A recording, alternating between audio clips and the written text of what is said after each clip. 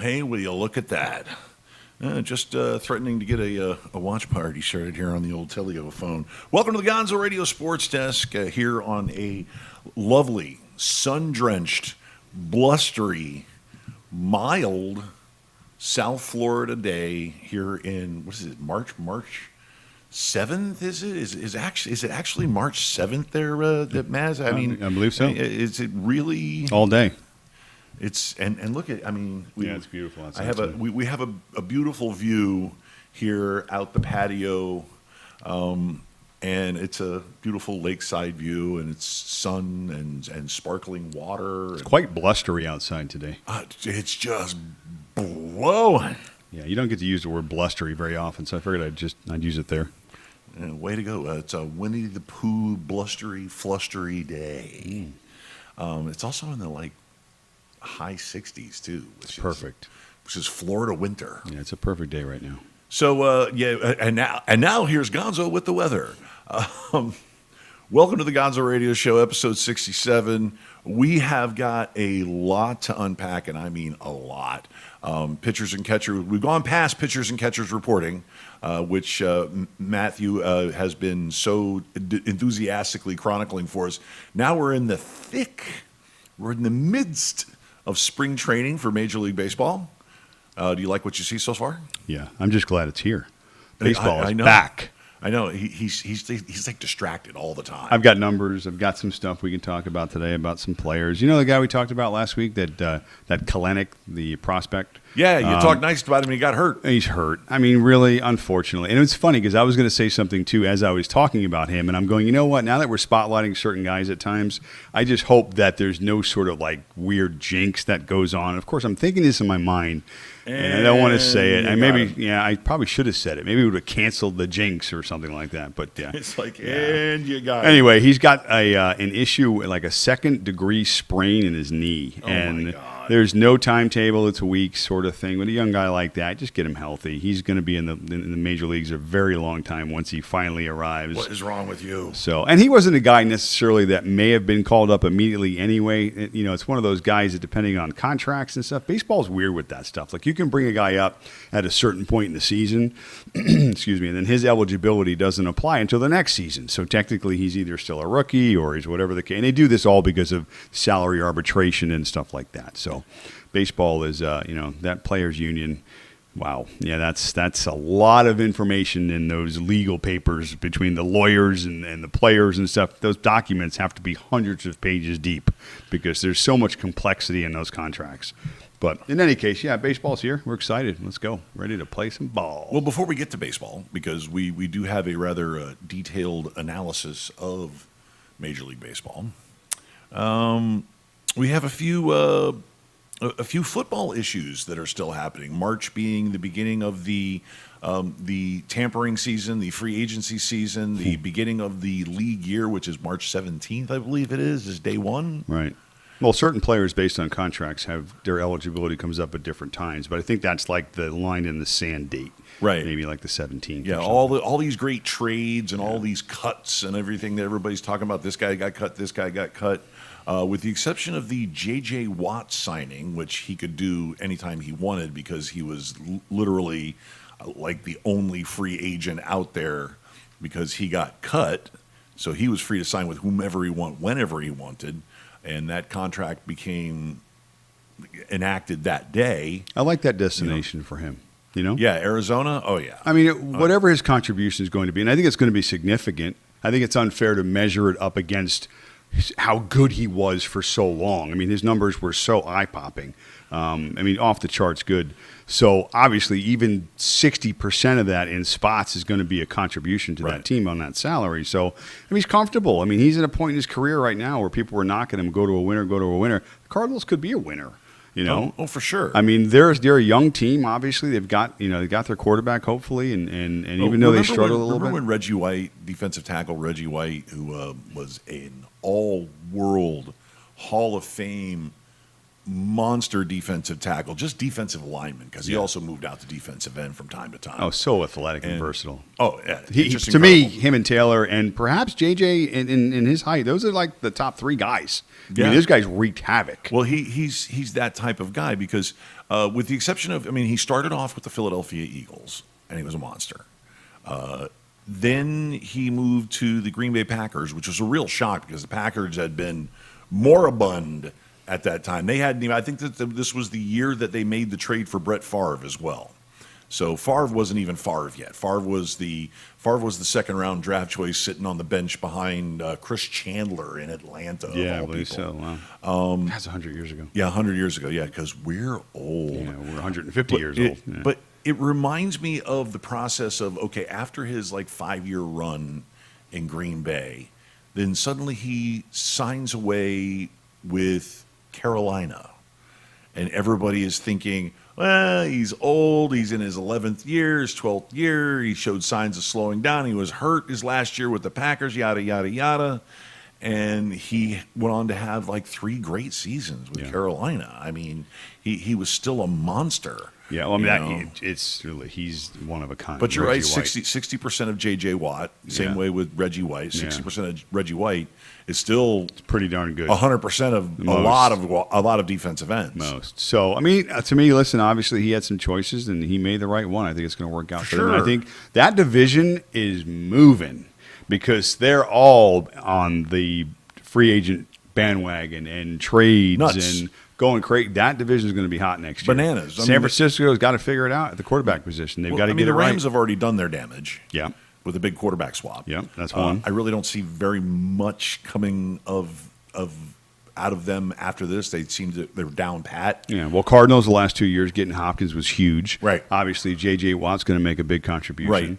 And I think they'll re-sign Kenyon Drake. I think they'll work out a contract with him, 2-year deal. He's something been like really that. good, They'll too. re-sign with them. He's been really good. So that division's moving. That division's going to be highly competitive next year. Oh, very. But let's go and let's just skip right past the San Francisco 49ers because their Jimmy Garoppolo drama is... That's just insane. It'll play itself out. Yeah. It's just the way it's going to play itself out. Going to New England, Yeah, probably. in my opinion. Probably.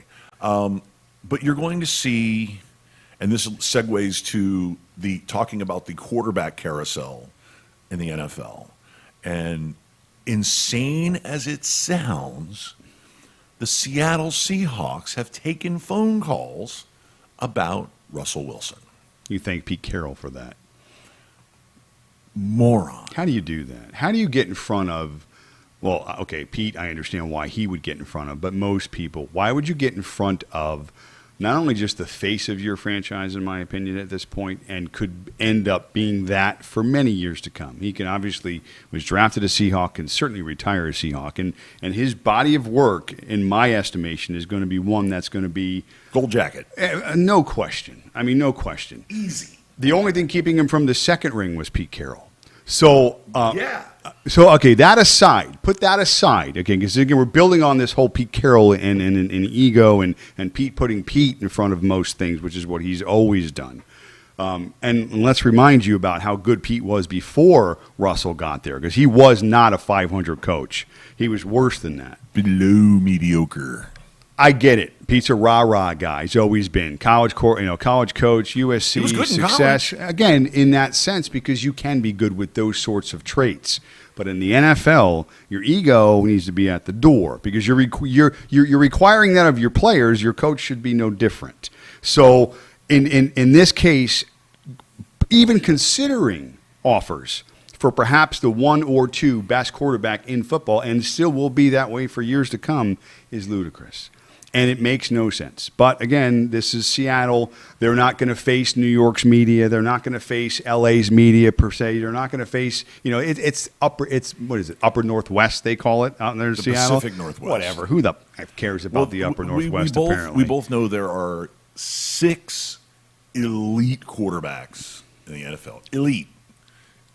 I would say at the bottom of that bracket would be a kid like Allen out in Buffalo. Yeah, Kyle Allen. Okay, Kyle Allen put out. Kyle, is it Kyle? I don't know. He's a Bill. I don't care. But anyway, but his numbers were undeniable. He put his team on his back. He was a dark horse MVP Huge leap this year. He's made leaps and bounds really in his good. career, Yeah. and he's elite. First it's of as all, simple as that. he's not just a bigger and faster guy anymore. Now he can actually throw the football, too. It's pretty scary. He's dangerous. Yeah, pretty He's scary. dangerous. Yeah, but you're right. The elites, Lamar Jackson, Patrick Mahomes. Right. and- Well, Patrick Mahomes, you have to include him in the top 3. Yeah. But you got guys like that, and you've got Brady, and you've got Rodgers and Mahomes, Deshaun and Watson, yeah, all these guys. Okay, Yeah. your elite group up there, guys that are chucking it 4,500 plus, 30 plus touchdowns. At least a third or less interception ratio. More importantly, we don't have to sit here and argue how good Russell Wilson is. No, there's no need to. It's his that's what's numbers absurd about are it. off the charts good on a team that hasn't been good defensively for years. It's not like, okay, early on in their championship, you were like, oh, the defense. They were terrible. Man, their defense was never great. It was good. Richard Sherman's defense was good. Right. That was 8 years ago, 7 years ago. Legion of Boom. Their offensive line's been terrible. They haven't been able to run the football. You know that he is number 1 in fourth quarter comebacks in the league over the last 7 years. You don't know why? Because they suck. Because he has to come back in the fourth quarter and win And games. he's pumped those numbers the last Yeah, 2 years. and guess what? They do. They come back and they win. Why? Because of Russell Wilson, okay? To me, it makes no sense what they're doing, but you know what? Good for Russell Wilson. This is just another situation where I'm pro player, and I hope he gets whatever he deserves. And I hope it's would he not go? in Seattle. Where would he go? Well, he's got options. I mean, there's 4 teams really? right now that are talking about it. I've heard the Jets. Right. I've heard the Raiders. The Raiders trade is interesting because, again, prior to the show, we talked about potential landing spots, the Raiders being one of them. What I heard was a Derek Carr, Darren Waller, and probably a first-round pick, maybe next year. Okay, now here's the thing. Talent aside, okay, Waller to me is a top 1-2 tight end in the league for a long time. That kid Top is weapon. just matchup. There's nobody matchups. You can't even give him a position. He's a weapon. Top 2, easily. And Derek Carr, who I like. Derek Carr's a good quarterback. Okay, Yeah. he's in that second tier of guys that we talked For sure. about that can definitely win you games. Oh, yeah. Franchise guy. He's going to need help. He's going to need some bodies around him, which Seattle hasn't been able to do to this point with one of the better quarterbacks in football. So maybe that'll change. I doubt it. But the point is that regardless of how that works, let's say Carr comes into Seattle and he blows it up, 40 touchdowns, 10 picks, whatever. Waller off the chart good, and Russ is successful in Las Vegas. Then everybody's happy. That's hard to say, except for me, because you do not put yourself in these situations. First of all, I tell my daughter this all the time: effort is 100 times more important than results. Why? Is because you control the effort. You don't necessarily control the results. A lot of variables in the results. And a lot of things happen, like you're saying, along Bounces the way. of the ball. But if you always give good effort, more than likely you will then get good results. That's how it works. Not all the time, but most of the times. So basically, doing this trade to me is bad from the start. So bad from the start.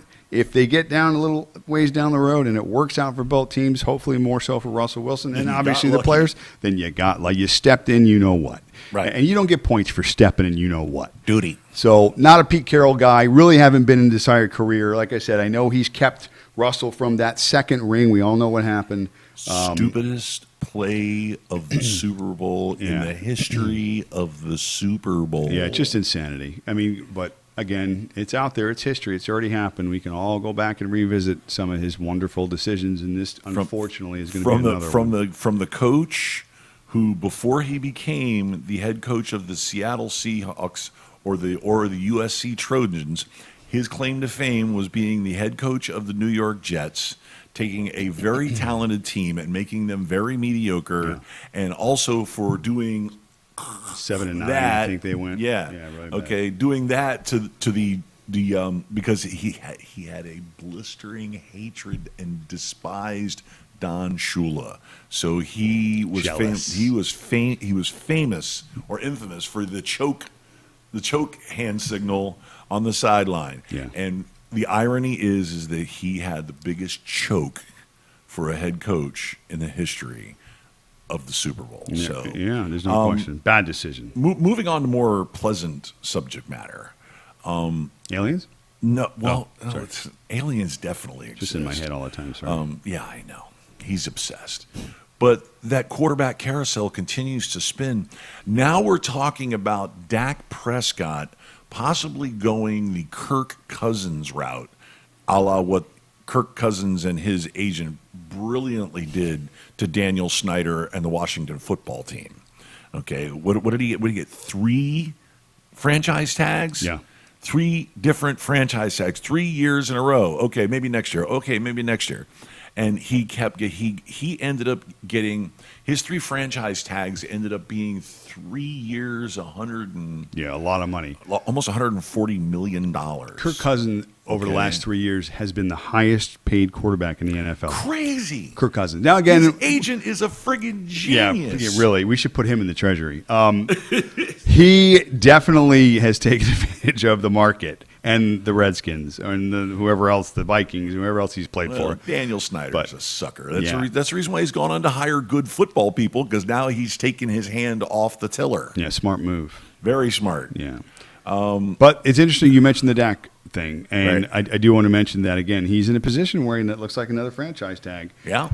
Again, He's not that great. well, he's not that bad either. You have to know. you have to evaluate where Dak has taken you to this point. What you could say about Dallas since Dak's been there, okay? They've had a great offensive line. They've typically had weapons at the skill positions. Okay, they've had good tight ends. They had the back end of what's his name's career there before he retired. They've had obviously a decent running game, if not good running game, except for Is last Elliott year. washed? Is Ezekiel Elliott washed? They Is he- beat is him. Is he done? I'm not sure. It's hard to pick on just Zeke because even though their offensive line has been a top offensive line, this past season they didn't play like a top offensive line. And then obviously with the injuries and stuff at the most important position, Andy Dalton coming in did a serviceable job. That team was not the same. I think McCarthy's got his hands full. That aside, Dak 6-11 over his last 17 games. So before everybody says, well, pay the guy, I think franchising him, unfortunately for the team, is the right move at this point because with the salary cap going down, like we discussed, it's getting harder and harder to pay your quarterback, especially a mediocre quarterback, top dollar, because it cripples the rest of your genius franchise. Stephen Jones. A guy like Dak clearly needs to have everything around him in order to be that guy. Okay, in order to consider him the guy that can take your team and lead into a championship. Sure. And if you're paying Dak $45 million a year, because he wants Mahomes money now, he wants that Then sort you're of money. going to have one or more rookies on your offensive line. Perhaps, and that's going to be an issue for the Cowboys when they have to go ahead and worry about even re-signing then that next group of guys. So Yeah. that's why, again, we've talked about this over and over again. The business of the NFL is changing. And players, unfortunately, in a league where they have maybe the least amount of control in their contracts in terms of not so much getting the contracts and getting paid, but getting the guaranteed money. Yeah. They're in positions now where it's going to be even harder because teams are going to understand that your quarterbacks, teams that are successful long term or that can get to the Super Bowl, are on these quarterbacks on these rookie deals. In that first 4-year window where you're not paying your quarterback 12, 15, 18% of your team's cap. Yeah. You can't do that now.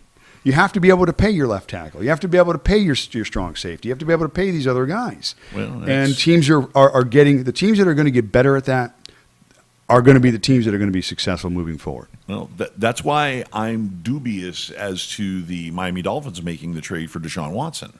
I'm dubious about it because on paper, the first year – that's the 5th year of his rookie contract.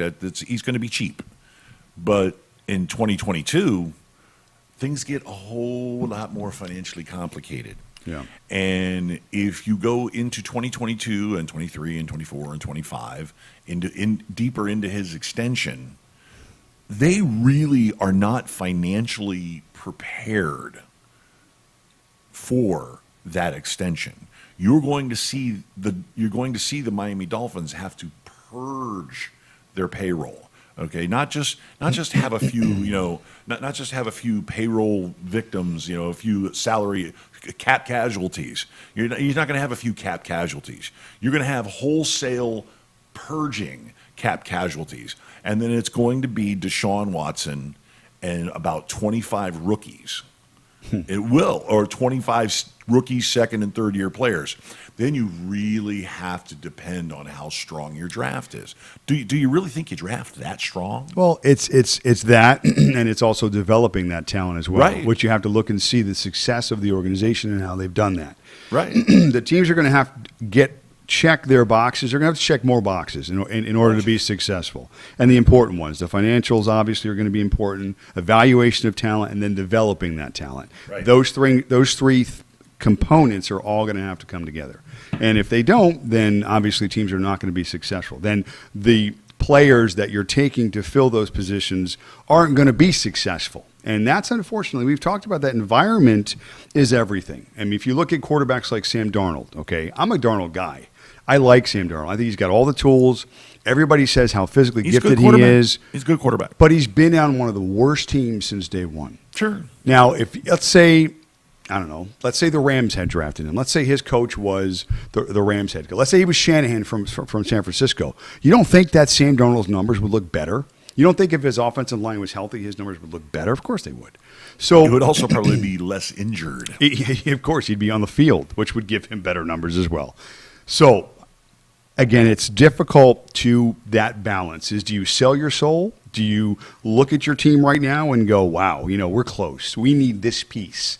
So Right. what do we do to get this piece? How much do we give up to get this piece? Because we think if we get this piece, it fits into our puzzle, and then we can win the championship. Right. And that's the balance. But listen, Dolphins are doing it right. I don't think that they would sell their soul just for Deshaun Watson. I think that price is very high for Deshaun Watson, but I think the Dolphins can absorb that price. Financially, let's put it, because I heard this angle of the analysis on AM Talk Radio here locally. I'm not going to credit anybody because y'all don't pay me. Put us in the schedule, and maybe I'll start talking about how you guys talked about this and talked about. Otherwise, I'm going to plagiarize your crap. And the Dolphins technically could absorb and deal with, but like I said, there would be some cuts. There would be some cap casualties. But I still believe that the only wrong move in that situation is that they overpay for him. Okay, and overpaying for him, you now have pieces that you can offer besides just draft capital. You have pieces that you can offer for that player. You can go ahead and offer Xavier Howard. You can go ahead and offer Kyle Van Noy, who you have said you've been trying to trade. So if you put Tua, Howard, Van Noy, we're talking about three players with starting experience. One of them is an elite level corner. Yeah. Okay. One of them is a serviceable, good linebacker, somebody you're going to need. Okay. He's Another one depth is at a this young point. quarterback who is developing. Okay. Then you're not going to be able to command 3 first-round draft choices. I'm sorry, you're just not. Okay. Maybe we'll give you a 1 and a 2 this year, and those 3 players. And I think that would be more than enough. Sure. You don't overpay for this guy. And then you get rid of a headache. You get rid of a guy who was going to be a cap casualty. Unfortunately, you get rid of Tua, whom I firmly believe that the kid's going to – he has now had a chance to train a full offseason and get his body back into shape because he was skinny last year. He was just happy to be there.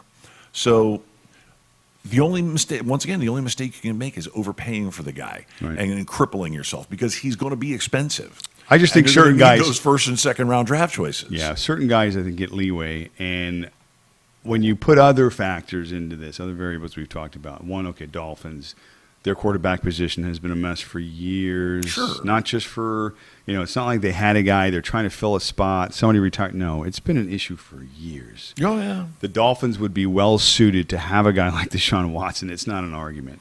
I think his price expands. I think his value increases.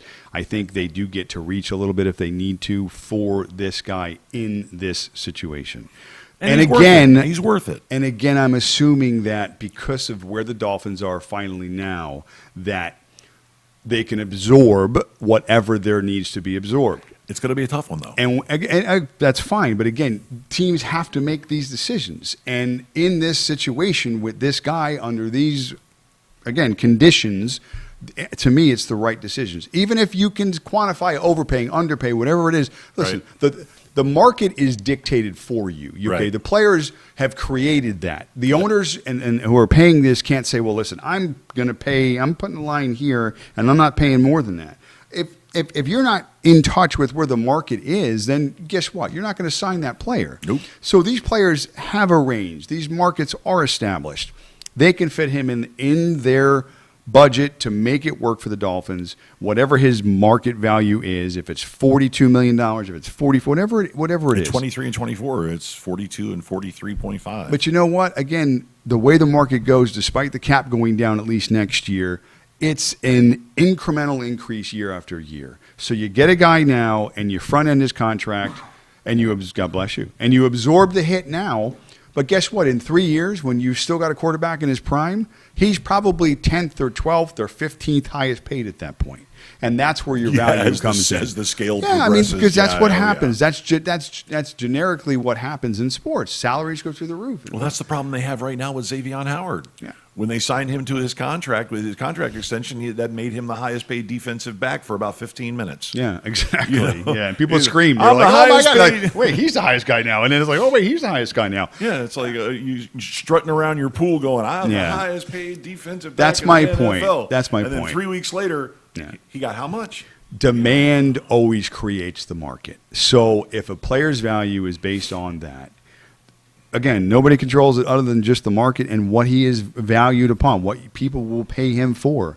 And again, we don't determine that. I mean, that the player's value is assessed based upon what the market's needs are, and that's what they're doing. So, well, speaking of value, market value, your defending world champion, defending Super Bowl MVP, yeah, $50 million a year. Which decade was that? Was that last decade? Quarterback? Yeah, Ben Mr. Tom Brady. Oh, I thought you were talking about my quarterback. No, Ben. we'll get to broke down Ben in a minute. I was already throwing up in my mouth. Tom Brady is reworking his contract with Tampa Bay. For those of you who thought it was only going to be a 2-year run and he's done, he'll take his 1 or 2 Super Bowl rings and he'll ride off into the sunset. Let's remember how competitive Tom Brady is. Tom Brady may not quit until he gets 10 Super Bowl rings, until he puts the Super Bowl championship ring individual record for holding Super Bowl championships so far out of reach, people start actually retiring at a normal age, because he is reworking his contract with Tampa Bay to maybe stay for a 3rd, 4th, or 5th season. The dude wants to play till he's 50. Fine. You know what? And you know why that's good? Because he also got extended from Playtex. They gave him a 5-year extension. So they're going to provide him with as many fluid protection gathering units that he can provide for himself during the season. Are you implying that he is wearing some sort of adult diaper? I wanted to be a little bit careful, be sensitive to the whole cancel culture thing. So I was coming with my own name. But yeah, so he's fine. He's well protected. Playtex. Well protected. So yeah, he's been extended on both fronts, which is good for Tom. Now, how about your boy? Thanks, Ben, for coming back. How about broke down Ben? Yeah, I'm sure everybody was thrilled. Ben re-signed. Right. Okay. And he shares a not dubious honor, but he shares a pretty significant honor with a Pittsburgh native. Exactly. Who happened to play for my Miami Dolphins. Yes. Who is one of my favorite all-time players in the NFL, Dan Marino. University of Pittsburgh grad, yes. Only one of 2 quarterbacks to play with the franchise they started with, end a career with. Assuming Ben will end his career with Pittsburgh, the re-signing you mentioned, 2 years, too much money and not enough talent. Over 60,000 career yards. So He is about 1,100 yards behind Danny. He'll catch him, assuming he plays all 9 games this year, because that's when he'll play. So assuming that happens, then he should catch Dan and then be the leader in the clubhouse at north of 61,000 yards, whatever Danny's record is. I think Danny's at like 61-31, and Ben is just about 1,000 yards behind him. So Right. Anyway, that's where we're at with Ben. So Ben's back. That's good. Steelers should be a really good 9-7 team next year. And he got up in there with Yeah. with Mr. Rooney. Yeah, which is fine. Who went, we're going to sign our boy. Yeah, this isn't For a knock. one more year, you're going to retire a Pittsburgh Steeler. Yeah, it's his son. I think the Rooney son's. He may sound like that, but yeah, we brought him back. Listen. Listen, you know my respect for the Rooneys, okay? And I was think just they gonna are say- as all the family-owned NFL teams, of all the family-owned NFL teams, the Rooneys are head and shoulders above everyone else. Head and shoulders. Loyalty to a fault. So again, which side do you want to be on? Do you want to work for a guy that's always got your back? You never have to worry about getting your money. What's that like? Always got your best interest. Yeah. So we want that, but yet too we look at that and we call it a weakness. So it's a little ironic to be able to Now talk we're out going of to find both out who sides of our watches the mouth. show. Unfortunately, We're going to find out who watches the show. You know that. You know that, right? Why? Because of that one little comment. Now we're going to find out who watches the show, and I'm going to get to work Wednesday, and and somebody's going to walk up to the booth and go, "So," I'm going to be like, "Oh, you watched the show? That's awesome. How'd you like the show?" So, but anyway, yeah. I know who that person is. I think it just came to me. But anyway, the irony of all that is Ben's back, 2-year deal, saved a few bucks for the franchise. I get it. I just really question at this point Ben's commitment in terms of body style. You can tell he's physically beat up. You can tell the injuries he's had have played a toll. His physicality, his ability early in his career, not even so much early, but for a good part of his career, where he was the guy that can extend plays like no one else. He's done a great service to the Steelers. He's a first ballot Hall of Famer, and that's great. But you have to be able to give back a little bit as well in terms of what your effort is, which is what I talk about. You talk about effort. It was not an effort for him to take a few less bucks. He's got plenty of money. Money's not the issue. The effort is, in the offseason, change your workout routine from yoga and a beer to picking up the phone and say, "Tom, send me one of your tapes. All right, I got a couple years in the tank. I'm going to give this a shot. Okay, I'm going to actually work on my body in the offseason. I'm going to shave once or twice. I'm going to kind of do the things I need to do to get myself ready," because the Steelers drop that BMI a little bit. The Steelers have shown me, a level of commitment that is as good and as strong as anyone could ever ask for. Now it's my turn. So this is not just going to be just natural ability, Ben 6'6", 250, beating people up, throwing it around the field. He can't do that anymore. Okay, Ben's got to be able to play football next year.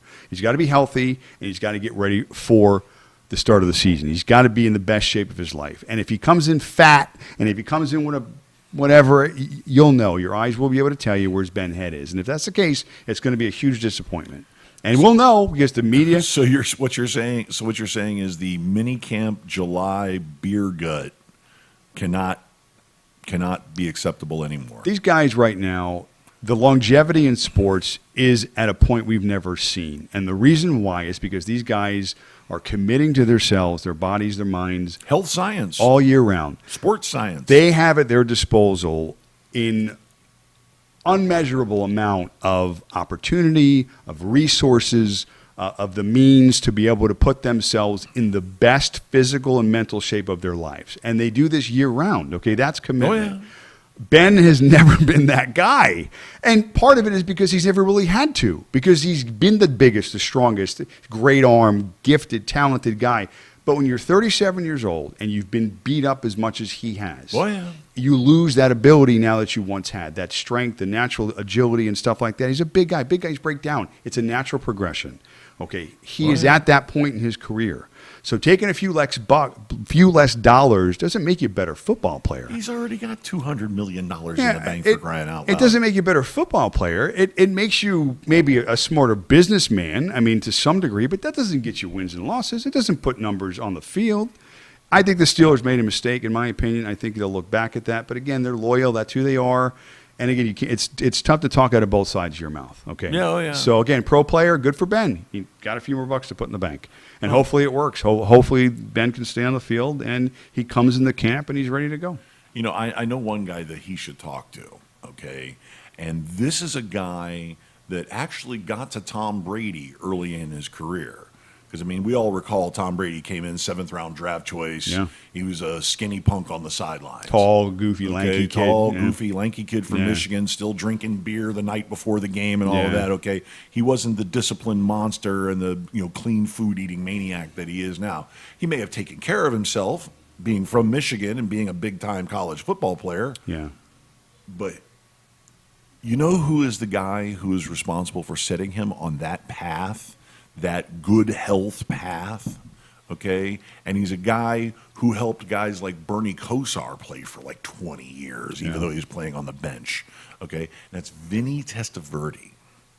Okay? And let's remember Vinny Testaverde played until he was like 46. Yeah. Okay? Yeah. He was retired And they called him back for twice. 2 years. I think he got 2 repeat trips to the NFL. Right. Yeah, 2. I'm on the couch. I'm watching like Gilmore Girls, 2 and the years phone he was rings. done. Vinny, we need you. I'm on my way. And he's watching like season 3 One was of. Bill Belichick called him up. We Yeah. need you. He's like, I'm just finishing season 3 of Jersey Shore. I'll be right up. Right. Yeah, I'm out. Let's go. And that's because Vinny ate clean. Yeah, he knew how to do it. and did all this sports science stuff. And I mean, people were making fun of him Yeah. when he was younger, coming out of the University of Miami. They're like, "What are you doing? All that?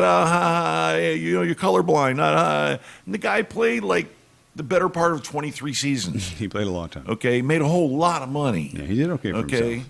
Yeah. and it's part of the advice that he gave Tom Brady. I mean, Tom Brady took advice from other people and other sports scientists, but he put him on the path of that cleaner diet type of a situation because Yeah. he was, Well, Tom's made the most of it. Yeah. I'm kind of hoping that Ben at least takes a page out of Tom's call Vinny book. Testaverde. He'll tell you Yeah. all about it. Now, listen, I'm not saying Ben needs to play another 5, 6, 7 years. That ain't going to happen. But if he's re-signing these 2 years, he needs to give his full, and he needs to commit. And he needs to train the heir apparent is what he needs to do. Well- whether it's Dwayne Haskins, who you take the young man, just the physical specimen that he is, with the skill set that he has. Haskins was excellent in college. Yeah. Excellent. Yeah. Okay. System quarterback in a way, but Right. very athletic. Systemic quarterback. Very athletic. Very athletic. Yeah, one read guy, Live get rid of the arm. ball. Right. Live Yeah, arm. no. Okay. But he had problems here. Okay. Whether it's maturity, whether it's decision making, processing, whatever it is. So that's a guy who could stand with a little reprogramming. Sure. And he may turn out to be a good salvage job. But I just wonder if Ben is the kind of guy that can mentor somebody like that. I mean, he's Well- not a guy that certainly, he's a leader of that team, but at this point in his career, is he going to want to take on that additional responsibility? that might have been part of the talk that him and Mr. Rooney had. We'll see. We'll see. All right. Interesting so to see, yes. We have managed to burn up 38 minutes of football. Amazing. How? It's amazing how I we got do that. 2 pages of baseball notes, and I We're got going to be here until 2 o'clock. a line of football, and we spent 38 minutes on football. It's just Like, football. so, how about football? It hurts to the core that football is king, but I get it. It doesn't hurt to the core. Well, because I'm a baseball guy, so I'd rather be a lot closer. All right, baseball guy. No, we got basketball too. We got an important game tonight. I guess. Basketball. Oh, my God. Yeah, and you know what? Let's just obviously we're at the midway point to some degree. Now their schedule's goofy because they play like predominantly 72 games. 82 football, 82 in hoops. But I think Are they they're- playing 80? I thought they were only playing 72. They cut 10 games off the schedule. I think they did. I don't know. It could be They wrong. may, but if they did, then they're past the halfway This is going to point. be the shorter part. Then let's get Yes. to the ASG. Let's get to the All-Star game. Yeah, this year, like last year, 2 guys got to pick their teams, which is kind of cool. A little storyline coming out of it. But LeBron got to pick his side. KD, even though he hasn't played, he's hurt. He got to pick his side. Same guys up front that you'd see that were taken. LeBron's lineup is Giannis, Curry, Luka, Jokic, and himself because he's playing. Obviously, Durant is not playing. Durant starters is Embiid, Kawhi, Tatum, Kyrie, and Beal, who I love. Wish the Lakers would get him. here's the storyline that came out of it. Okay, the reserves obviously on both sides, Dame and Simmons and Paul on LeBron's side. You got Zion making his first All-Star appearance. Julius Randle, who has just been unbelievable in New York. That kid is like Put at 25 the and Knicks 12 on his right now. back. Yeah, kid's been amazing. But the irony of it all is that the last two selections were respectively Donovan Mitchell and Rudy Gobert, both Utah Jazz. Now, if you've looked at the standings right now, Utah Jazz is the best team in the league. Yeah. Okay. I mean, everybody was afraid. They had a nice slide when they hit Miami. They had a little slide there. They lost, I believe it was 3 out of 4 on their East Coast. They're road like trip. 26 But and monsters. 7 or 8 or whatever. But here's Still what comes killing out people. of it. Okay, the best team in the league regular season record right now. And it looks like obviously they're going to be a force in the West. When LeBron was asked, why did you wait to take any Utah players, considering that they're one of the best teams, if not the best team right now in the league, he laughed and he said, well, when I was growing up playing my video games, nobody really ever took Utah. So there's a lack of familiarity right there. And as he said this, Kevin Durant almost falls out of his chair. You see him on the split screen. And he's like, oh, and again, in total agreement without saying anything, but just based upon his reaction. And it was just funny. So the announcers kind of chuckled and they let it go and whatever the case.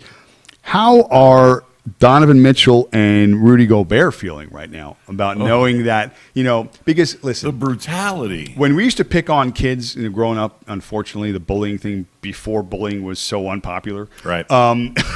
Basically, it was like Unpopular. Basically, if you're like the last kid picked in kickball, you got 2 on the fence. You got the blind girl and the fat kid, and you're like, Hey. not really. I'm saying just thicker kid, bigger boned. I'm the fat kid. You're like, well, we had the blind chick last time. Give us this kid. Okay. Bottom line is you never want to be last kid picked in kickball. You want the kid with the lazy eye. Yeah. And unfortunately for the best team in the league, with perhaps 2 of the better players in the league, they got picked last because they're not so popular. I think it's going to sting a little. I don't think it's going to be a lot of issues when they're playing tonight's game because I think overall that sort of stuff, they may even ha-ha about it. But there's some truth to it, and it certainly is going to stick a little bit when it comes time for the playoffs, when Utah's rolling through the West going, yeah, you didn't see us coming, did you? We're that little team out here in Provo. And when the Lakers have to go out to Salt Lake City. Yeah, Salt Lake City, all these other places. Boo. Yeah, so I thought that was kind of interesting.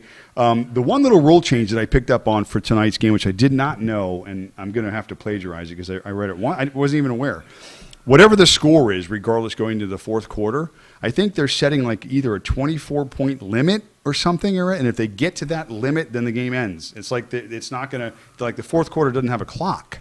Right. So that's weird, I guess. Could be a real short Right? game. I mean, nobody cares who wins. I mean, who won last year? Right. The other team. I mean, I have no idea. So, but interesting. team. Yeah. By the way, you won't see any defense in tonight's game, which is no different than the NBA in general. But Well, wait. I'll show you. I'll show you some of the defense that they're going to play tonight. yeah, it's called Olay. Hardly. Yeah, there's no defense. I got it. Well, that's like the regular season too, pretty much. Speaking of defense, one of the things that we mentioned about, if you look at the state of the NBA right now, you see these stat lines blowing up night after night. Russell Westbrook, triple-double, 26, 12, and 14. Harden's 18 assists. I mean, guys are running up and down the court. Your stars in the league right now, we mentioned some of them, these guys that are playing tonight. You got Luka, you got Jokic, you got, Jason Tatum, Kyrie, Harden. What's the common thread here on all these players? High volume shooters. Yeah, and nobody plays defense. Nobody. And part of the reason I think is the state of the NBA right now is that you guys coming out of college playing only 1 year of organized basketball, and I've beat this down before. That's not what these guys are learning. These guys are not learning defense. They're offensive skilled guys. Doncic, all these guys are going to be around for the next 10, 12 years in the league. Don't play a lick of defense and don't care. Right. Essentially. So you're seeing all these number lines and stat lines blow up. Right. And I'm good with it. I'm not so much saying poo-poo on this. It's a bad thing. Just defining exactly what you're seeing night after night. You're seeing Vegas totals for these games, 236, 242, 244. Right. in my recent memory, in the last 20 years in the NBA, I haven't seen totals like that. It's Not on a the nightly ABA, basis. Man. Remember, the ABA used to have numbers like that. Yeah, I mean, on a nightly ABA, basis. But the ABA was a bit of a novelty league the first 6-7 years it was in existence. Yeah, well, You know. that's good for regular season basketball, but what do you typically see come playoff time? Regression. You see a little slower style, especially with certain teams that can still play defense, and there are some. So suddenly these, and that's the reason why in the NBA you see teams that are in the bottom half of the bracket, those 5, 6, 7 seeds. Okay, teams that didn't have the sexy, high 50s wins. They're closer to 500 teams, and why? Because they couldn't necessarily score enough to keep up. But you look at their defensive totals, their points per game, their fouls per game, a little higher than everybody else. Mm-hmm. And then you get to the playoffs. And then all of a sudden, what do the referees do? They eat the whistle. They swallow that whistle. Yeah. And they Game becomes a little different. suddenly, Yeah. you see, you're going to see, I'm telling you. Well, right Harden's now, not going to the line 19 times in a game. Right. So there's a difference there. Style of play changes. Let me get the Miami Heat versus the Brooklyn Nets in the playoffs. I know with all three of them. Go get an extra guy. Who cares? Let me get those Greyhound cupcakes. Okay, those Showtime juniors in the playoffs with a team that can play defense like the Miami Heat. Yeah. Okay, you're going to end up with a whole bunch of crying. And instead of 120 to 115, you're going to end up with games where it's going to be 94 to 89. You'll get a few of those. You know, with the number one team right now in overall team defensive efficiency in the league right now, it's the New York Knicks. The I'm New York not Knicks surprised. are number one right now. Look at their head coach. They're playing some basketball, and again, Julius Randle, who is a alternate tonight. Their coach don't play that crap. They can play. They can play. They're young. Again, the Knicks are not contenders, in my opinion. They may be a playoff team, and they can play some defense. So, yeah, it's defensive basketball. And They're going to playoff ruin somebody's basketball friggin' day. You watch. is certainly different than regular season basketball. And I don't even like the Knicks. And- but I can tell you that they will, when they get to the playoffs, especially if they get in that 5th, 6th, 7th seed, they're going to pick off one of those top 4 teams. It's going to depend on You know, matchups. It's going to depend on who they're It's gonna matched depend up who they're against. playing. Yeah, for sure. So the Knicks' number one defense, which I thought was kind of ironic, but so it's just different. Playoff basketball is whistles in the pocket. Tom Thibodeau defense. preaches hard defense. Yeah. Why do you think he got ran out of Minnesota? Because he has a bunch of cupcakes that don't want to play defense. Well, All they yeah. want to do is fill it up. Well- All they want to do is score. Yeah. Score. Okay, and guess what? Those teams couldn't score enough points to win 40 friggin' games. Okay, because Tibbs wanted you to play defense. Why do you think a guy like Derrick Rose is happy to follow him? Why do you think a guy like Jimmy Butler loves him? Why? Because he's an old school coach that preaches defense. Yeah, they can play some defense. out there. Preaches defense. Yep, and that You can matters. Score all day long. Matters in the playoffs for sure. Exactly. Yeah. So Nets right now, all the trading, the Harden, Kyrie, Durant hasn't been playing. Listen, they look like they're playing well now. At least they're putting up those numbers. But again, it's going to be matchup dependent, and it's going to be a little bit of a different road for them in the playoffs when the referees are not allowing them to get to the line like they do now freely, and the style of game changes where they're going to be forced to be more team-oriented Yep. as opposed to not. You know who was And- really good like that? The Seattle Supersonics. Oh, back when? Yeah. How many rings they got? Yeah. So interesting to see how that plays out. Tonight's just a fun game. It's an exhibition. Those guys aren't going to push Oh, hard. yeah. What you'll see is some of the bench guys push hard. And I guarantee you, I'm calling the leading scorer for tonight's game Donovan Mitchell, because Motivated. last guy on the fence, he's going to be a little bit pissed off coming in there tonight, in my opinion. I think you're going to see a little bit of an edge with at least those two guys. Well, So, now let me ask you this: is Dame on the Dame's same one of the team reserves, LeBron's team. on LeBron's team? LeBron's team. And Yeah. Mitchell is on LeBron's team. No, he's on Well, Durant's team. Who's on Mitchell's team? On Donovan Mitchell's team, that's LeBron's team. The starters again are Giannis, Curry, Luka, Nikolai and LeBron. The bench is Dame Simmons, Chris Paul, Jaylen Brown, Paul George, Sabonis, and Rudy Gobert. He has the other Jazz. Well, Now, what I'm saying is that Mitchell is going to get fed. He's going to get fed. well, the bench guys will play. These guys all play about the same minutes, a little Right. bit less. Some of the starters, obviously the bigger name guys, may play a few minutes more, but it's an exhibition. I mean, they're going to have some fun. But one or two guys usually pop off. It'll be a giggle. Yeah, again, one or two guys will pop off. You see that. One guy go for 16 or 18 points. I mean, that's popping off in a game like this. Yeah. He'll go 8 for 10, maybe hit a couple of threes, whatever. But Dunk, dunk, dunk, there's no dunk, dunk, fouls. dunk, dunk, dunk, dunk, So dunk. it's not like these guys are getting 8, 10 trips to the line. So anyway, scoring is just in the basket, essentially, shots. I want an over-under on alley-oops. A lot. I'm going to go 31. Yeah. So, Embiid should take get at the least over. 6 or 7 of those. So enjoy that. Second half of the season. Again, storylines are pretty written. I think there's a few teams on the bubble. I think the Heat play better. I think the Knicks will continue to kind of be that team where they're inside, outside, inside, outside. As long as they keep playing defense and they're healthy, I think they may be a playoff team, which is good for New York and good for the NBA. So interesting. We'll see how it goes. And the Lakers are the Lakers. So we'll see.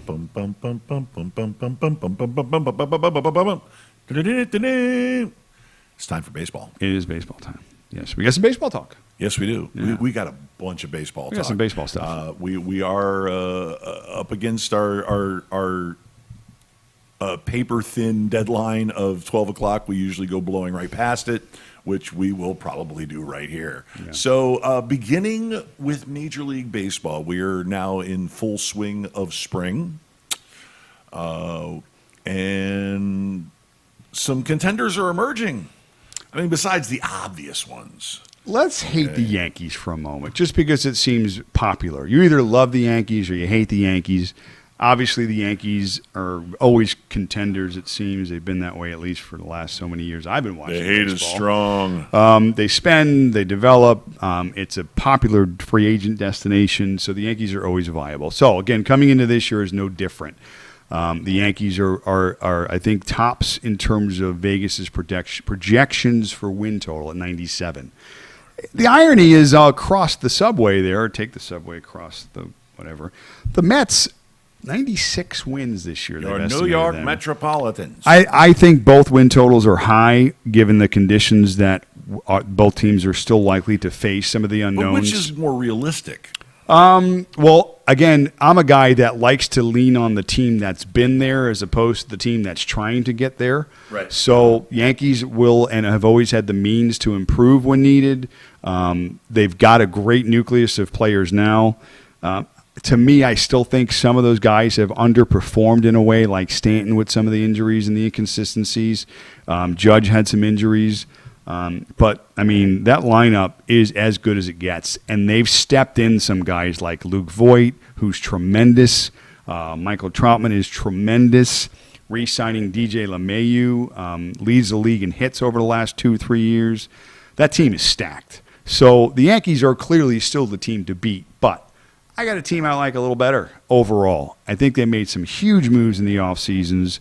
And, although I don't like them typically because of what they did to my Phillies a few years back, many years back.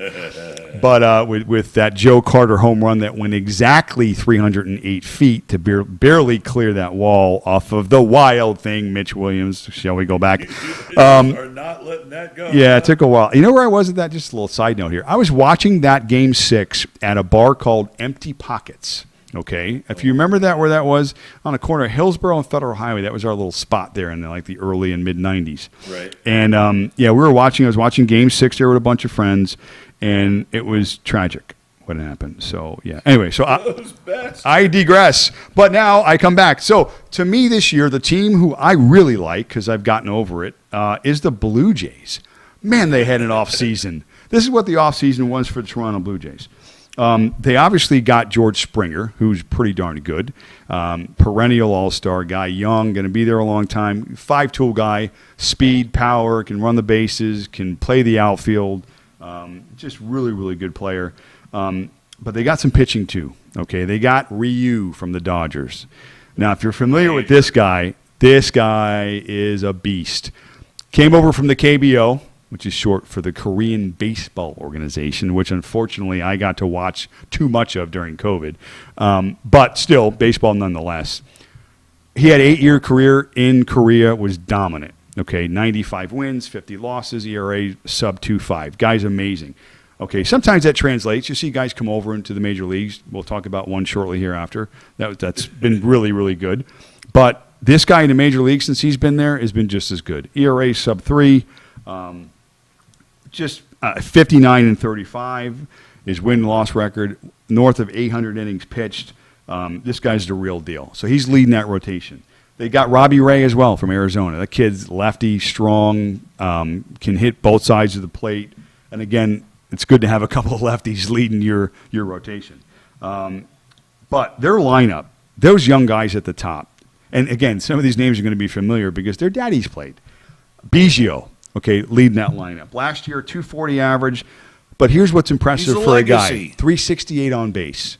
Okay, that's a good number for your guy at the top of the order. I think his average He's improves. a young guy who's made progress every season since he hit the majors. Well, he'll get better. A guy that's got 368 top of your order on base, I'll take it. Okay, Springer's hitting second. Obviously, that's good. Bichette, sound familiar? His daddy played a few years for Colorado. 307, 347 on base. Did you say he drank a few beers? No, he played a few years. And played a few and years. drank a few beers, yeah. Man, that was a good Colorado time. That's 4 or 5 years with those guys. Dante Bichette, Larry Walker, really, really good. Teoscar Hernandez, this kid, if you don't know who he is, he's hitting fourth in that lineup. Prorated over his career, 600 at-bats. He's a 40-homer guy.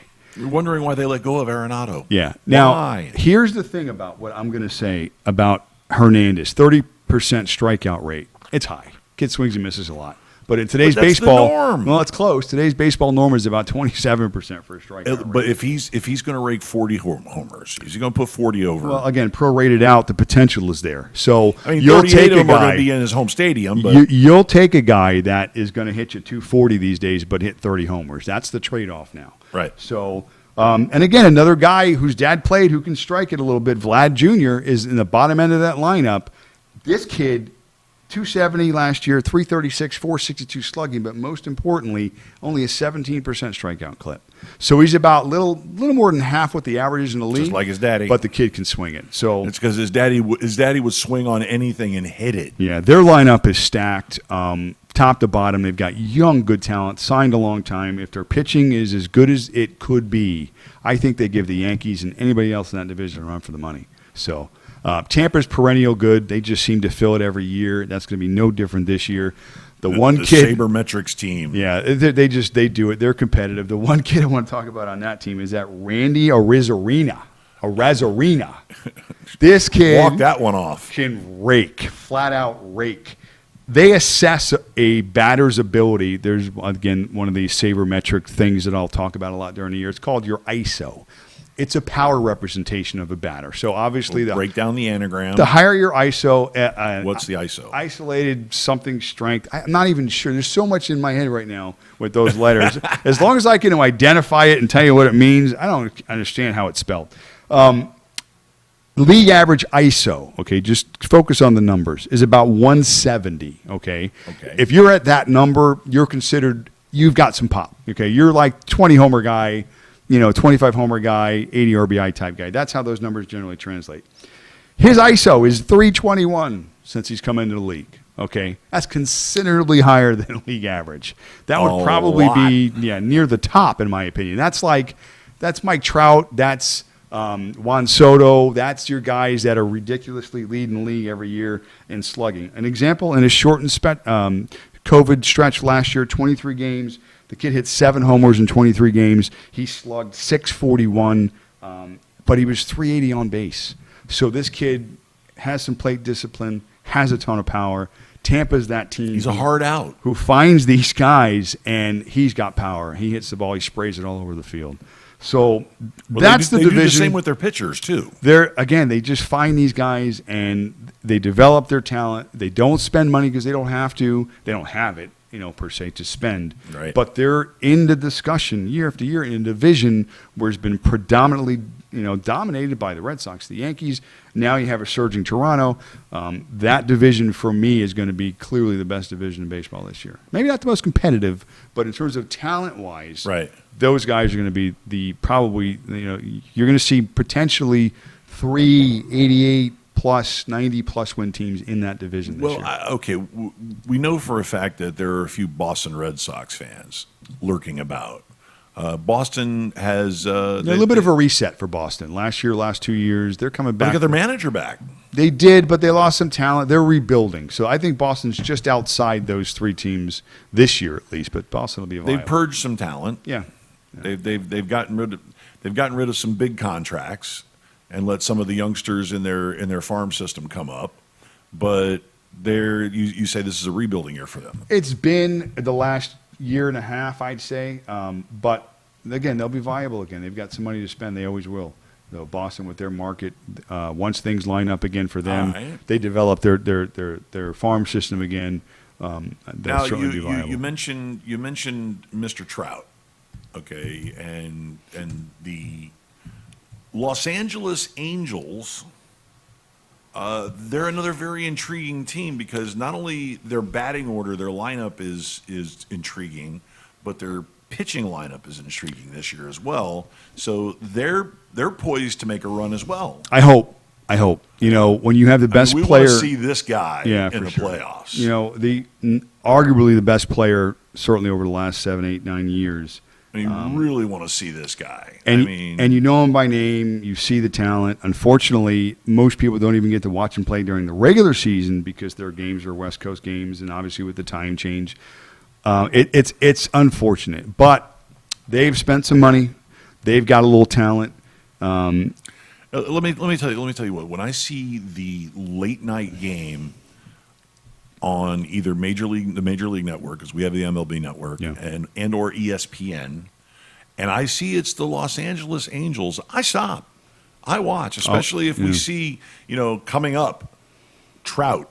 He is worth every penny. He is one of the best players in the game, and worth stopping what you're doing, trying to stay up that extra 10 minutes just to see his at bats. Yeah, he's that good, and he's been that good. So there's no denying his talent level. But unfortunately, the Angels haven't been good enough to put players around him to get them so that we can get to see him prime time. Well, they've made some additions though. I mean, they have this year, come and we'll on, talk about that's that. That's not a minor addition. Well, again, this year I think they have that opportunity to get there. Pitching, they're a little bit thin, and we'll talk about the top of the lineup. But they did go get Anthony Rendon, who to me is one of the top 6-7 hitters in baseball. The guy's really, really good. Doesn't strike out, has power, hits for average, runs the bases, and is a phenomenal third baseman. So that guy is a guy that you put right in immediately, and he makes that lineup better. Makes your defense better too. No question. The key to that lineup to me is Ohtani's health. And again, it's so difficult to project out a guy like this because you're basing it, I think, on potential. And I'll explain what that is for him. He was clocked at over 100 miles an hour in the spring. Okay, you clearly see the guy's got talent. The guy can pitch. He smacked the ball, they estimated, in a different game at north of 475 feet. The ball was right, crushed. but they don't want to risk him pitching. But the thing, no, he's in the rotation. He's definitely slated to pitch this year. They put him back in the rotation. He's slated to pitch this year. They want him on both sides. And again, that could work if he does get to that potential, but he just hasn't gotten there to this point. There's been injuries and other things. I think his bat is ultimately going to be more important than his arm. Yeah. Unfortunately, the way they've set it up, they need his arm too because they don't have enough depth in that pitching scenario. So here's what I'm hoping happens. I'm hoping that their offensive lineup is as good as it looks. I'm a little concerned at the top. They got guys on top like Fletcher leads it off. They got the young kid Walsh hitting second. But then behind him is where it starts. They got Trout hitting third, Rendon fourth. Upton, to me, is a guy who, you look at his career, I think he's a 240 or 245 hitter. He's got a ton of power, but he's very streaky. And the only reason why he's in the lineup now is because they're paying him a shit ton of money. And it's going to be hard to get rid of him. I'm sure they've tried. But this will be the last year that they have to keep Justin Upton. So hopefully he can still contribute. And if he does, they stuck him in front of Ohtani, who they're hoping is healthy this year and can contribute offensively. That's why I'm saying in the lineup, I think he's more important because he helps finish out that 3 through 6 end of that strength of their lineup, which is going to need to produce for them to kind of offset the lack of talent that I feel like they have in their pen, especially and through the starting rotation. The one concern I have with the lineup, and these guys at the top are going to have to get better, is I mentioned that Fletcher and Walsh are in the 1-2, and that's probably going to be where they start the season. Combined on base last year, they were only at 320, and that's not going to cut it because those guys got to get on base. Because if they get on base, obviously those guys we talked about 3 through 6 are the ones that are going to have to make the damage happen. And if those guys aren't setting the table, Trout's solo home runs this year is not going to equate to victories for the Angels, and you're not going to see him postseason. Well, listen, one thing that, and we discussed this before, Madden is an outstanding manager. Outstanding. There's a reason why they threw a whole bag of money at him. They threw the bag at him, and they said, "Come over here." The minute he didn't even finish packing his office in Chicago before he had the job in L.A.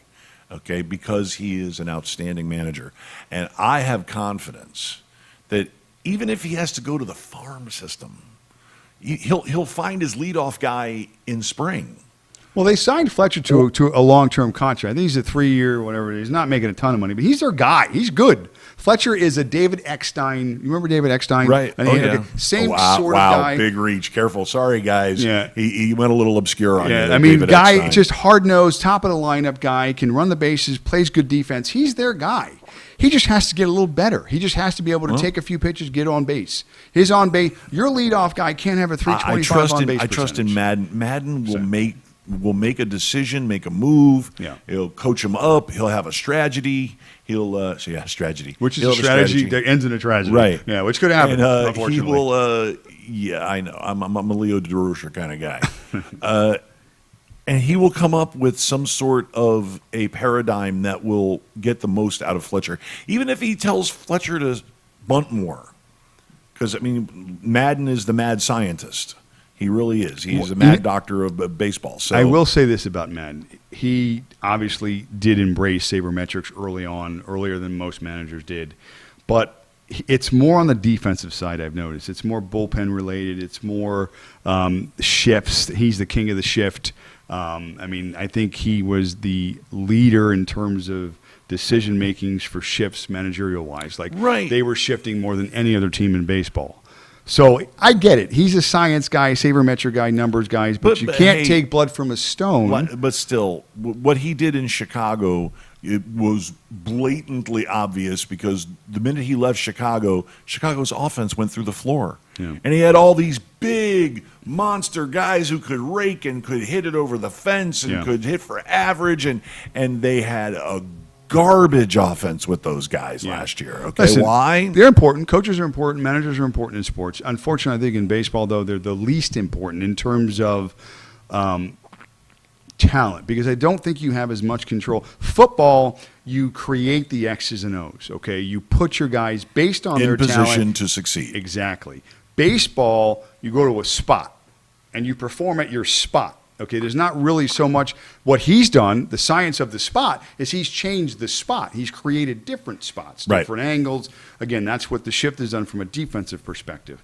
But in terms of me picking up a ball and you trying to hit that baseball, that's where the numbers come into play. And the sabermetrics and the numbers don't lie, and these guys need to get on base. Baseball Joe Madden has percentages, and you play the percentages. But Joe Madden is not going to help David Fletcher get on base. Joe Madden is going to take David Fletcher and tell him, listen, you need to go do yoga. You need to zen this. He's going to get him mentally prepared. He's going to get him a little weed. Physically prepared, whatever it is, with his crazy Jesse Raphael glasses that he wears, and get those guys in position to play. But it's up to David Fletcher to get on base. It's going to be up to Jared Walsh to get on base, to get these guys in the middle of that lineup, which is the bread and butter of your offense. Give them opportunities to swing the bat. God, with those guys in the middle of that lineup. Listen, Rendon is as good as it gets. And also Marcus Simeon, didn't even mention him, guy from Oakland. Obviously 3, 4, 5, and 6. They're really, really good. So Murderers Row. Listen, I'm going to throw 2 names at the bottom of the lineup: Lourdes Gurriel and Rowdy Tellez. Rowdy. Okay, I bet you less than 1% of the country can name those 2 guys. Rowdy. Rowdy Tellez is like the Hispanic version of John Kruk. Okay, with a lot more power. So yeah, go look at Rowdy Tellez and his swing. It's a fun guy too. He's a really fun guy. So yeah, baseball. We're close. What are we, about 10 days He's from a opening rowdy. day? It's going to be interesting. Yankees, clearly, in terms of Vegas, they're the leaders in the clubhouse. Okay, everybody's chasing the Yankees, apparently. I just So don't we're going to think... see Yankees Dodgers. We didn't even discuss the Dodgers. That team, I think we'll get into next week. There's not much to be said. They now have perhaps my favorite pitcher in baseball, Trevor Bauer.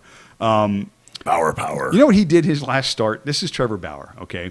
He decided that for an inning, he was going to pitch with one eye shut. And he pitched with one eye. shut. And his reasoning for that, from what he gave, was that he was trying to create different angles, different understandings of zones and planes. And these guys he's a little out Perspectives. there. Whatever you're calling it, whatever he's calling it, yeah, it's different. Okay, he's out there. But he pitched for an inning. He was nasty. I watched a little bit of it taped from this morning before I came to the show. And his curveball, he struggled. You can tell earlier in the inning because he was just throwing the curve. But after about 4 or 5, and they knew it was coming, and it didn't matter. It was just so nasty good. When you can throw it 99 by you at your eyes and then hook that 12 to 6, 78 mile an hour hook, dude, and then hit a spot, forget it. Why? Just stand there with your bat and just wave to it. And then he did. The guy, I forget who the guy was who was hitting. A good player, maybe even been Tatis or somebody. They walked by, he looked, he laughed, they smiled. I mean, you knew he was like, don't do that in a regular season. Please, don't make me look that bad. Don't make me look that bad. Can you just not do that? Or at least maybe can we borrow a trash can from the Astros to let me know it's coming? So, yeah, F you, Astros. Which I will do every show. I will get my shot at the You go Houston F the Astros, Astros every chance because you even get. though it's been a year since they've cheated and gotten caught, they got a pass last year because nobody was in their face because they got lucky because of COVID. Who can say that? Lucky because of You COVID. feel better now? No, not yet. So All right. Well, can we put a fork in this? Yeah. Or, since you have another half of baseball for next week? yes. Okay. So we're going to stick a fork in us. No aliens today. No aliens today. I have family stuff. And All we right. have things to do. Cool.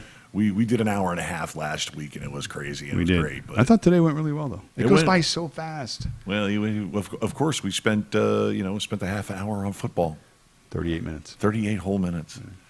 All right. So you can catch them at MLB Joy Us on the Instagrams and on Twitter. Did you open your Twitter account again? No, What is wrong with you? I don't.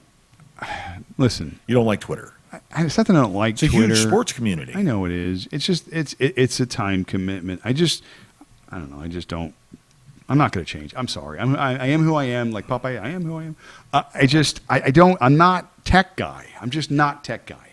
Do you know how much I could have gotten done in my life if I was tech guy? My ideas, they stay in my head, and that's a tragedy because you've heard some of my ideas, and they're pretty famous. And they cause razor stubble. Well, I know. Yeah, I got some right now. But in any case, yeah, unfortunately, if I wasn't so tech challenged, I think my life would be a slight more productive. Okay. Here's a good one for you. Yeah. Did you manage to catch the sequel to Coming to America yet? I did not. You did not. No, I did. It Good. was pretty funny. All right, good. It was pretty funny. One of my buddies roasted it. He said he was terrible. Well, let me tell you the big difference between Which the one? last time it came out and this time it came out. There's no social media for people to bitch about it. Yeah, I guess that's probably true. right? Okay. Yeah, listen. They were these people that you see bitching about it on social media are the same people that would have probably bitched about it when it first came out.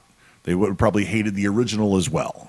And one thing you know is if you scroll through their social media, you'll scroll through their social media and you'll just see wonk wonk wonk wonk wonk wonk wonk wonk wonk wonk wonk. Okay, because that's somebody who just goes on social media to vent about how miserable they are Yeah. and to get the poison out of their soul. I get it. But if you do get a chance to watch it, it is a fun romp. It is nostalgic. It's funny. Don't expect. I mean, did you ever see Dr. Dolittle? Yeah. Did you ever see I've seen a lot of his The Nutty movies. Professor? Yeah, that was better than Doolittle. Okay. But yeah. The Nutty Professor was a riot. Yeah. But it's Eddie Murphy comedies like that. And I mean, and Eddie'd gotten all up in years, and he plays mature very well. I think the knock on Eddie, if any, has been the fact that when you draw the timeline of success with him in his movies, it's gone down overall. Now, his strength. So is Adam Sandler's. Okay, but Adam's had decent movies and stretches. He's had like bursts of good. Okay. Oh, wait, whoa. We cannot compare Adam Sandler to Eddie Murphy. I'm just stating. Eddie Murphy has a way larger body of work and a way more significant body of work. Early on, listen, I like Eddie Murphy. Early on? Post. Now we're going to fight. All right, listen, I like Eddie Now Murphy. we're gonna fight. Listen. I went with you on the aliens I like thing, but now Eddie we're going to fight. Murphy. I'm not, listen, you're getting me all wrong. I'm not. I like Eddie Murphy better. Franchises. Yes. Dude had franchises. Dr. Dolittle was humongous. No, and the Shrek thing is huge. Huge. I get all that. I'm a big Eddie Murphy fan, but in his face, Shrek you can't count. Beverly It's a Hills voice. Cop. That's 30 years ago. I get it. And Beverly Hills Cop 2. I get it. I love it. I love Jackie Chan too, but he's not viable now and he hasn't been Pluto for 20 Nash years. was pretty terrible. Listen, Coming to America, epic. all these movies were good for Eddie Murphy. I get it. But I'm just saying, when you compare his movies like Coming to America, like Beverly Hills Cop 1 and 2, and a few others, you can't stack much in the last so many years up against those movies.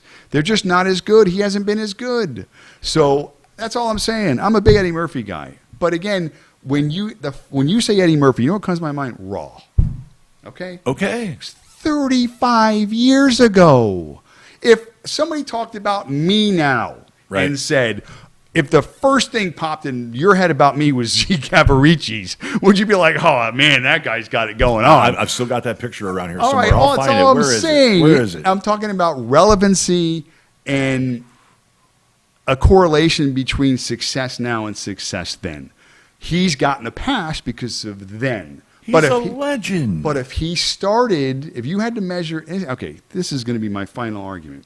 Your final argument. If you had to measure Eddie Murphy's success in just the last 10 to 15 years alone, minus Shrek, minus a voiceover, how would you rate Eddie Murphy? Would he be the same Eddie Murphy as if you were rating him in the first half of his career? You can't argue that. I'm saying the answer is no. Okay, that's all I'm saying. That's all I'm saying. Of Dr. Dolittle, it was a kids movie. That's all I'm saying. Okay, and he was the EP on it. He moved into the executive producer Listen, realm. I can use the same argument for Tom Brady. Who's the GOAT? Clearly the GOAT. But is Tom the same GOAT or is the same player as he was even 5 years ago as he is now? No. Right. Because as you get older, things change. And things just generally change anyway. But back to his sequel to Coming to America. Okay. Yeah, which I didn't see. Sorry. Nostalgic, funny, has some of its own funny things. Leslie Jones is in it. We know Leslie Jones from Saturday Night Live. She is hilarious. Do they go to McDermott's? You mean McDowell's? McDowell's? That's what I said. McDermott's. There is a McDowell's in Zamunda. Okay. Smart. I will tell you that much. I'll take it. Without spoiling it for you. I'll take it. I will tell you there is a Zamunda. McDowell's in Zamunda. I hope I haven't and seen not it. Wakanda. That's fictitious. Okay. Well, I Zamunda's fictitious too. I hope the opening scene is at McDowell's. That's all I'm saying. Wesley Snipes steals a few scenes. Right. Wesley Snipes is hilarious. I like Wesley Snipes. Doesn't pay his taxes, but I like Wesley Snipes. He paid his He taxes. caught up. Yeah, and he did his time. He's viable now. So yeah, very few people go to jail for tax evasion that have that much money. Yeah, and he managed to do so. That's because instead of ponying up the dough and saying I'm sorry, he fought it. You can't fight the man. No. Don't fight the man. Give the man his money. Yeah, you made a lot. You should give up a lot. Or he's going to get your time. He'll find you. Right. All right. So I recommend that you watch that. I still have yet to watch the final WandaVision yet. Yeah, and people are trying to spoil it for me, and I'm going to end up choking somebody out. You might have to bail me out of jail. Okay. But okay. So on behalf of myself and the Maz, of course, you can go and search Gonzo Radio, Gonzo Radio Show, Gonzo Radio Sports Desk, any platform. Pick a platform, any platform. Please, by all means, jump on there and follow. And follow us for updates and stories and funny stories and serious stories from the sports world. And we will see you guys again next week here on the Gonzo Radio Network, www.gonzoradionetwork.com, 11 a.m. every Sunday that we can. I'm Big Daddy Gonzo. That's the Maz. Say goodbye to the nice people. Peace. Bye.